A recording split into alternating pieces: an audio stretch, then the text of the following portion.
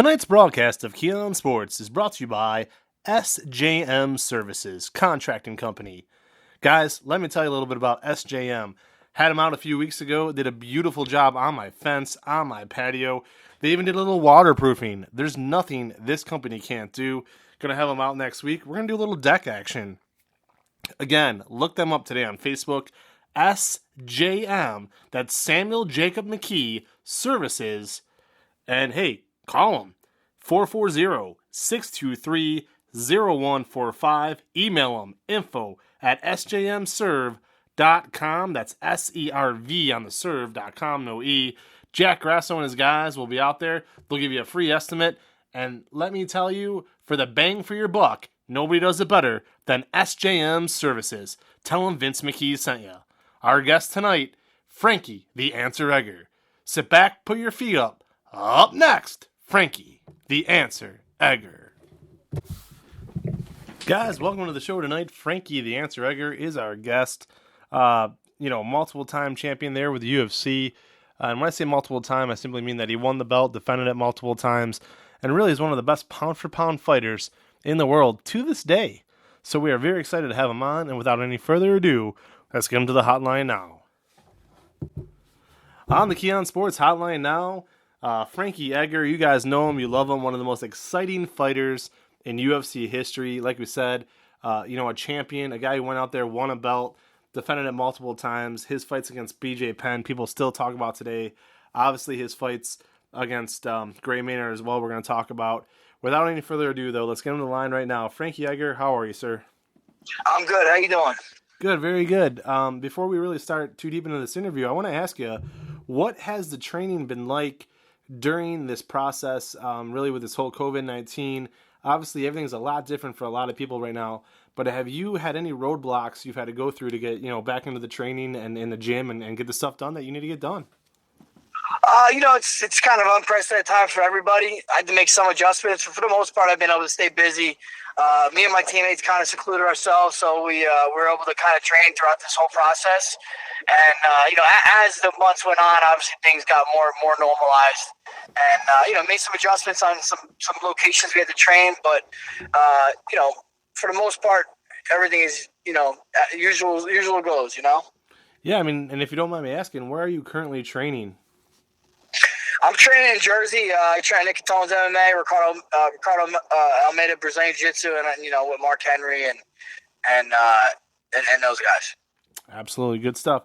So we wanted to talk to you because number one, we have a very large MMA fan base.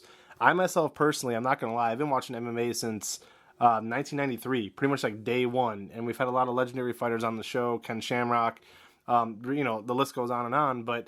It's important because I wanted to talk to you because here you are, you're one of those guys, you've been around for 10 plus years now, and you've always been relevant. So, and that's kind of what I want, where I want to start is you started your professional career at 9-0, and you weren't beating some tomato cans, you were beating good fighters, Jim Miller, Spencer Fisher. What helped you get off to such a hot start like that? I just think coming from a strong wrestling background helped me out. I jumped right into mixed martial arts training right after college, but I really had no formal striking or jiu-jitsu training until then. But that wrestling base and, it kind of really helps you get, used to mixed martial arts. Wrestling and jiu-jitsu are very, very similar. And just the fact of wrestling, teach you how to train correctly, how to prioritize, what skill sets you need to work on. And, I think wrestling gave me a big head start. Frankie, we got to tell you, I've had on Gray Maynard, Sean Shirk, and John Fitch, all of them, very strong wrestling backgrounds, and they would be inclined to agree with you, because no matter what kind of striker you're coming up against, if you know how to wrestle, if you know how to take that guy down, obviously that's going to help you a lot. And that really brings me kind of to, my second question. How much did that background help you, not only with the stuff in the cage, but also out of the cage? And what I mean by that is making weight, being disciplined, making those sacrifices with the weight, because we're going to talk about in a little bit. You've been in multiple weight classes, so this is something you've been able to master over the years. Yeah, wrestling, just the technique and everything gives you a head start. But more than that, just wrestling, a lot of people you could take for granted going to a Division I program that's almost like you're almost like a professional at that point. You gotta deal with your weight, you have to deal with a class schedule, and you just gotta how to train. You start to do 2-a-days. You have a strength program. You usually have a nutritionist to somewhat help you a little bit in college, so that gets you all ready for the future. When you're in a mixed martial arts career, that's why it kind of seems a little seamless for some college wrestlers coming over to MMA. Frankie, I got to ask you too here, and this is off the chart. This is not a question I plan on asking, but you seem like a very reasonable person and a very honest person, so I'm going to ask it. What is that one food that you absolutely love that you have to stay away from during training because you won't be able to contain just eating a small portion? Like, what do you have to stay away from that you absolutely love? I'm a Jersey guy, so it's pizza. You know that. For this fight going down to 35, I don't think I had pizza for about 2 months now. So I don't think I went my whole life without having pizza for 2 months. That's awesome, man. So 9-0, you're after this hot start. All right. You come across the guy that we had on a few weeks ago, Gray Maynard, here from us here in Northeast Ohio. Went to St. Ed's about 2 minutes from my house. He was the first person to beat you. Now, a lot of people don't even remember that fight, quite frankly. They remember your 2 unbelievable title fights that we're going to get to in a bit. But that first loss of your career, what did you learn from that? Yeah, my first loss, taught me to, I really wasn't training like a pro athlete. I think at that time, that was my first fight I had where I didn't have a full-time job. I was in a union as a plumber up until that point. That was the first fight where I had, pretty much all day to train and get ready for a guy. And I realized, this is before I started training with Ricardo Almeida, I realized, I would call guys the night before, ask if they could train, if they could spar. And, during that camp, I knew, I'm like, man, this can't be the future of my career. It can't be like that. I'm a pro. I need to have stuff kind of laid out. And, joining Ricardo's after that loss was a big, big change for me. It kind of brought me into the Hensel Gracie family. And I had more of a structure and more of a team base behind me. Yeah, well, I got to tell you flat out, Frankie, our hot water tank blew over the weekend. So if I knew you were a plumber, I would have called you because we were up shit creek without a paddle, to say the least. But listen, I dug a lot of holes, man. I wasn't the best plumber, but I could dig a hole. That's for sure. Good stuff, man. Hey, after a very impressive, after that you went on a run. Hermes Franca, Sean Shirk, Matt Veach. You started rolling off the victories, and I will never forget this fight. You take on BJ Penn for the UFC Lightweight Championship, and then, for us here in the States, it was in the middle of the day. I remember this being like in the middle of a Saturday and ordering the pay-per-view just to watch you fight because it was in Abu Dhabi. You go in, you beat BJ Penn. First of all, what was your mental state going into that fight? A lot of people counted you out. A lot of people listed you as a huge underdog, but you had to have known that you knew something. What did it take? How did you beat BJ that first time? Yeah, I just believed in myself. I believed in my training, my coaches. I trained super hard for. I'm not training hard for all my fights, but I put the work in. That was my first 5-round fight. I started that camp really early. Got my sparring in line, and I just believed. I didn't know I could win at that point because BJ was running through everybody, finishing very good fighters back to back to back. And it's not like I knew I could win, but I believed I could. That was enough, man. You just got to believe in yourself.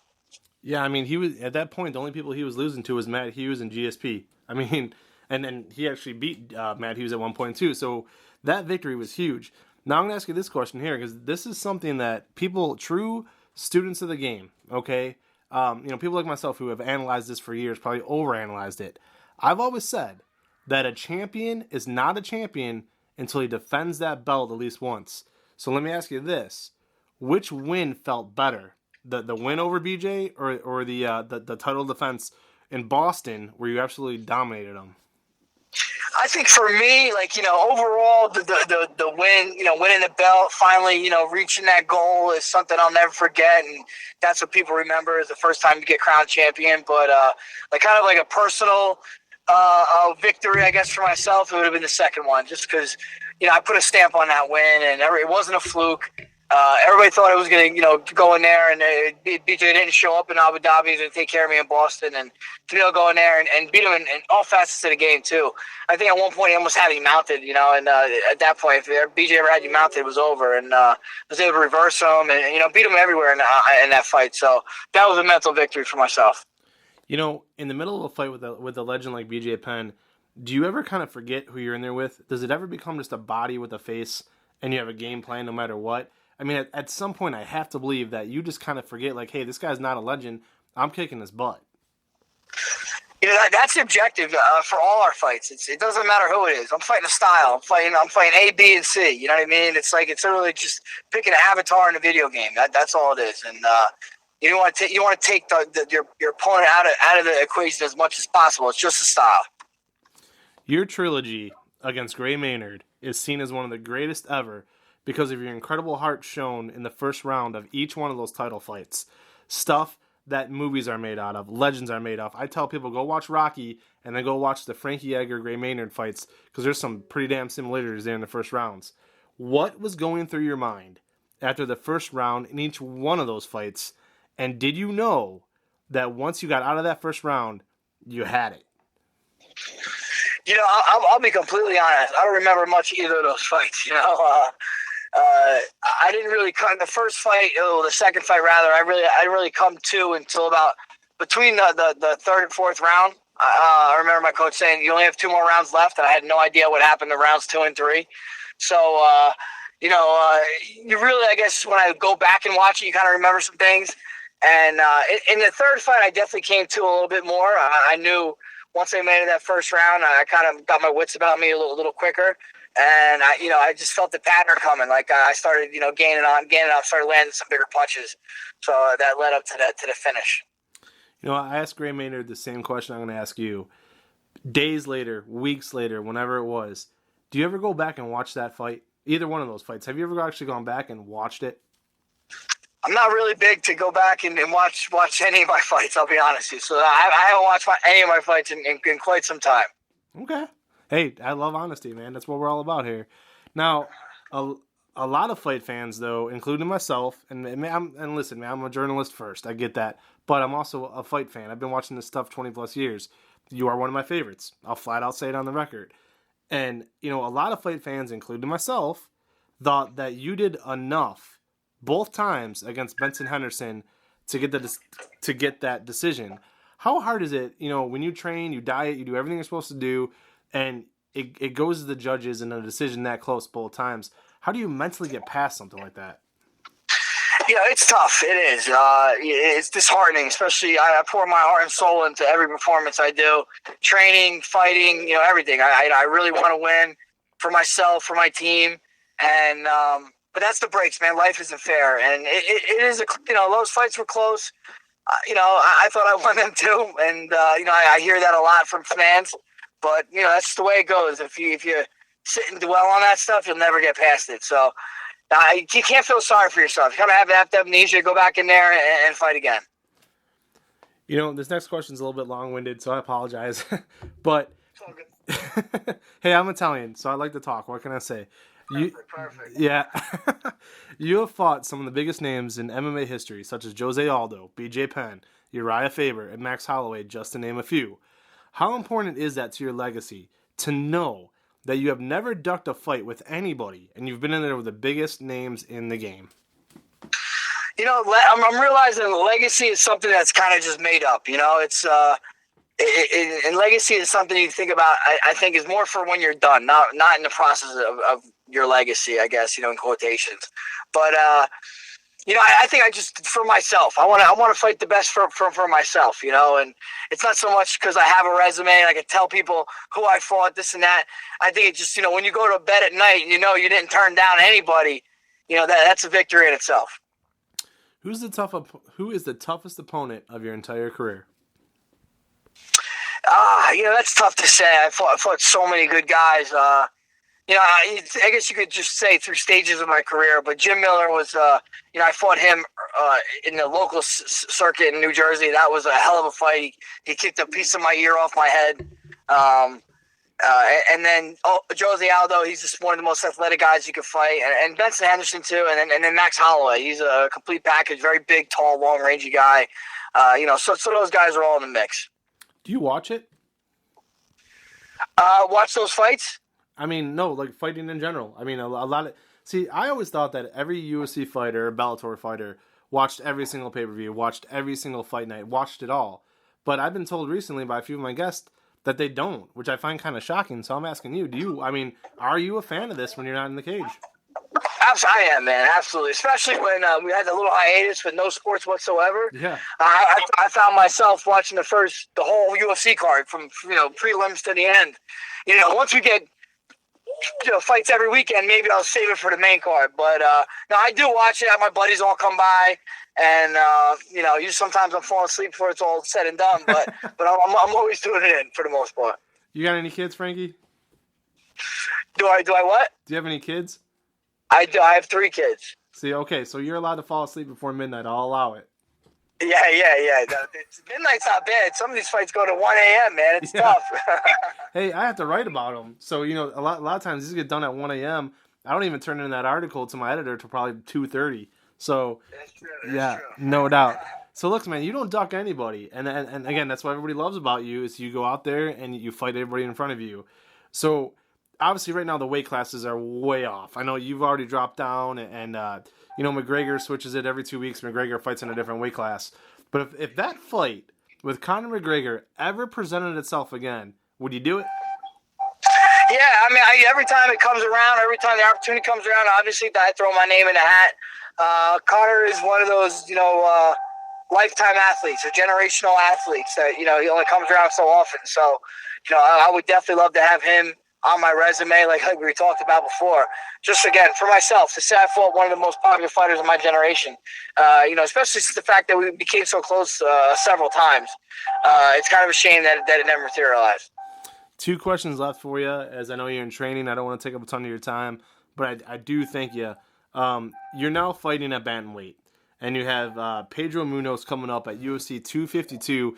And for you Northeast Ohio fans here in Cleveland, that is the Stipe card in August. Okay, 252. What will it take to win that night, and will it affect you at all fighting with no fans? What it'll take for me to win is just, coming and fighting to the best of my ability. I feel when I'm in there, I'm unpredictable. I'm thinking, I'm not, forcing things. I still think I'm one of the best in the world. And, put everything together. I do believe I'm a complete fighter from stand up to the ground. And if I put that all together, I feel like I can't lose. And as far as fighting in front of no fans, it'll be something different. It's something I haven't done in a long time. But, I did grow up wrestling, Saturday morning matches where, you hear your shoes on them squeaking on the mat. So, I guess it's comparable to that, or even sparring. We have sparring. You hear our coaches yelling for each other, and that's really it. No one else is cheering. So, it'll probably feel like that, I imagine. Well, Frankie, thank you for joining us tonight. Those were all my questions. We always have one that we let the fans submit. Always kind of a fun one. We let the fans submit one question, and here it is. Not really silly. Sometimes we get silly ones, but this one's actually pretty interesting. So our fan writes in, and he wants to know, what do you like to do the night before a fight to relax? Night before the fight, I usually go out to dinner with my family, or my team, my team and my family. They kind of coincide with each other. And afterwards, we come back to the room and we all watch a movie, a funny movie, any kind of whatever's kind of a good movie at the time. That's kind of our routine. What time do you try to fall asleep that night, if possible? I try to stay up pretty late, especially, if you fight in Vegas, I guess, pay-per-view time, you're fighting around 7, 8 o'clock. So I probably go to bed like 12, maybe even 1, get used to being up late. Frankie, the Answer Edgar, joined us on Keon Sports. We're going to wish you the best. Before you go, I have to do this for you, bud. Do you have any sponsors or plugs or coaches you want to thank? Pay some bills. Who do you need to thank? And any sponsors you want to throw out there, go right ahead. My coach is Mark Henry, Ricardo Almeida, Chris Ligori, Steve Rivera. Those guys, I've been with since day one. So, props to them. And tune in. I got a podcast with Roger Matthews from Jersey Shore fame called Champ and the Tramp. We drop once a week, sometimes twice a week. Have numerous round of guests. It's a good time. So check us out. That's awesome. He fights and he's a podcast host, guys. He does it all. Frankie, thank you so much from one Italian to another. Once you win, and at 252, get that win, and then you get that large pepperoni and sausage. Sound good? That's it, Vince. Thanks, brother. I appreciate it, man. Take care, brother. We'll talk to you soon. Be good. That was Frankie Edgar of the MMA world, somebody that a lot of our fans love. I know myself. As I've always said, guys, this job is a dream. What I do here is a dream come true. To talk to people like that, people I've grown up. Well, I shouldn't say grown up because I'm 38 years old, but let's just say in the last decade or so, people I love to watch, and this guy is fantastic. You talk about first ballot Hall of Famers. One day Frankie Edgar has absolutely done it all. Those fights against BJ, I will never forget. I remember him fighting Benson Henderson and being pissed because I thought he won. Obviously, the great Maynard trilogy, one of the greatest of all time. That being said, we want to thank our guest one more time, Frankie the Answer Edgar. This has been Vince McKee. Everybody, have a good night.